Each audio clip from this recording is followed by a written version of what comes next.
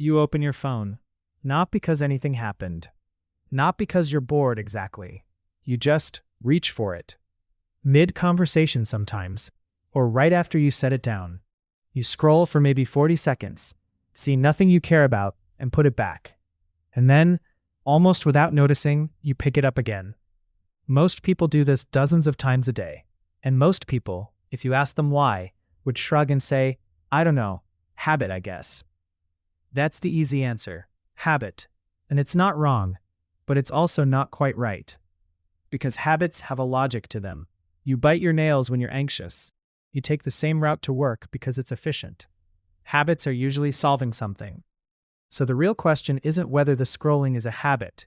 It's what problem that habit thinks it's solving.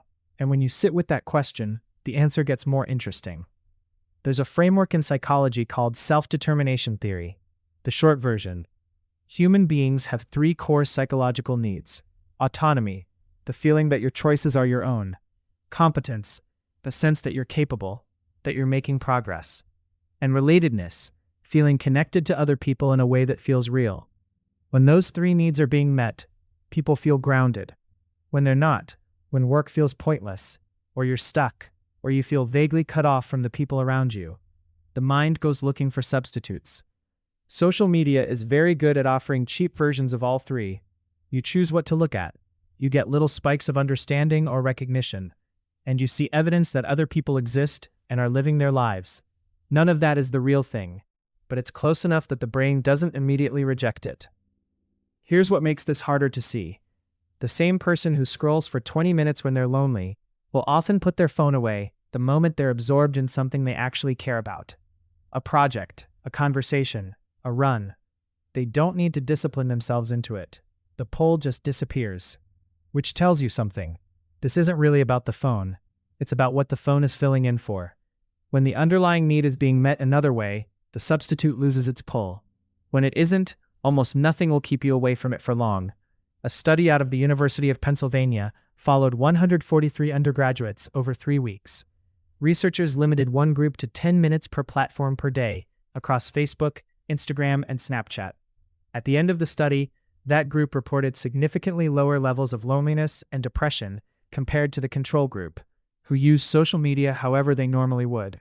10 minutes. That was the threshold. What's notable isn't that less was better. It's that the effect showed up specifically in loneliness and depression, the need states most directly connected to relatedness. The mechanism held, and it would be too easy to leave it there, to say social media bad, put it down, problem solved, because there's something real being lost in that framing. For a lot of people, especially people who are geographically isolated, or who have social anxiety, or who just moved somewhere new, these platforms are not a substitute for connection. They are the connection.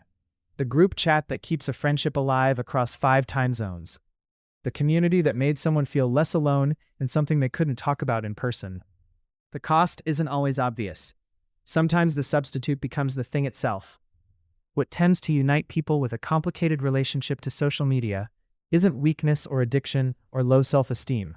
It's usually a gap between the life they're living and the life they thought they'd be living by now. And into that gap, the feed fits perfectly. It's not numbing exactly. It's more like hovering. Present enough to feel okay. Absent enough to avoid whatever needs attention.